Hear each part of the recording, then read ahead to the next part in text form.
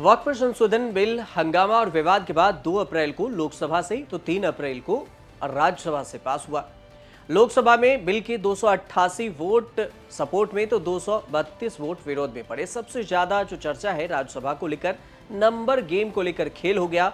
सभी सांसदों को व्हिप जारी किया गया था उपस्थित रहने के लिए, लेकिन एन मौके पर राज्यसभा सांसदों को बीजेडी की तरफ से फ्री हैंड दिया गया, तो शरद पवार राज्यसभा में वोटिंग के लिए आए ही नहीं।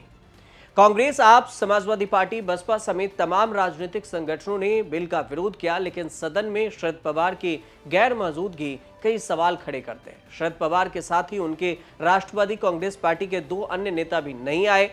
ऐसे में सवाल ये उठा कि वह बिल के समर्थन में है या फिर विरोध में। वक्फ संशोधन विधेयक को लेकर एनसीपी की भूमिका को लेकर संशय की स्थिति बनी हुई है, और ऐसा इसलिए क्योंकि बिल को लेकर संसद के दोनों सदनों की चर्चा के जो वोटिंग हुई उसमें एनसीपी के नेता अमोल कोल्हे भी गायब रहे, सुलेस वाल्या मात्रे भी यहां गायब रहे। मतलब एनसीपी के 3 नेता आए नहीं। जेपीसी कमेटी के सदस्य भी रहे मात्रे, और ये भी नहीं आए, तो सवाल कई खड़े हो रहे हैं। पार्टी सूत्रों के मुताबिक अगर जानकारी की माने तो उनके करीबियों का कहना है कि शरद पवार बीमार थे और इस वजह से वो इलाज करा रहे थे, मुंबई में नहीं आ सके, दोनों सदनों में उपस्थित नहीं हुए। हालांकि पवार के अन्य दोनों नेताओं ने क्यों इस महत्वपूर्ण चर्चा में हिस्सा नहीं लिया, इसकी चर्चा और इसकी जो प्रतिक्रिया है वो पार्टी की तरफ से नहीं आई, जानकारी नहीं है।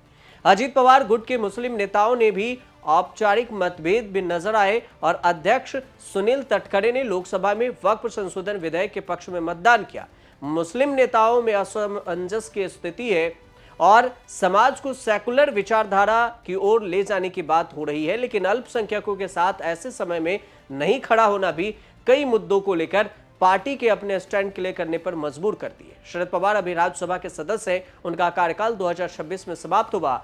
जितेंद्र अहवाड ने कहा था कि झगड़ा कराने की नियत से बिल पास करा रही है, और उन्होंने वक्फ की जमीन को व्यक्तिगत मुस्लिम से नहीं बल्कि संस्था की परंपरा लंबे समय से चलती आ रही है, इस बात का जिक्र किया। 1 अप्रैल को शरद पवार की बेटी और बारामती से सांसद सुप्रिया सुले ने कहा था कि अधिकार का सवाल है, मजबूत लोकतंत्र में देश के मन से नहीं बल्कि हमारे संविधान से चलता है।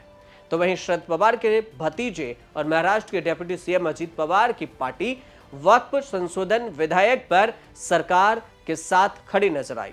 अजीत पवार एनडीए का हिस्सा है। प्रफुल्ल पटेल ने राज्यसभा में यह भी कहा कि सरकार जो भी कानून ला रही है, अगर किसी को पीड़ा है न्यायपालिका तक जाए, और भारत के संविधान है, इसमें भारत के संविधान की बात माननी चाहिए। दूसरी ओर चर्चा हुई, शरद पवार नहीं आए और एक ऐसा गेम में उलझा दिया जिसमें विरोध भी नहीं किए और साथ भी नहीं दिए। 245 सांसदों वाली राज्यसभा में फिलहाल 236 सांसद हैं, 9 सीटें खाली हैं, नॉमिनेट 12 में से 6 सीटें हैं, और वक्फ संशोधन विधेयक पास कराने के लिए 119 सीटों की जरूरत थी।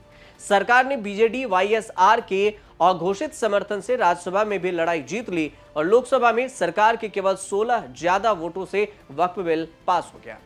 राज्यसभा में वक्फ बिल के समर्थन में 128 वोट और विरोध में 95 वोट पड़े। सरकार को अपनी संख्या 125 से ज्यादा 128 वोट मिले। 88 सांसदों ने विरोध में देना था, लेकिन 95 वोट इन्हें पड़े। वाईएसआरसीपी के साथ बीजेडी के 9।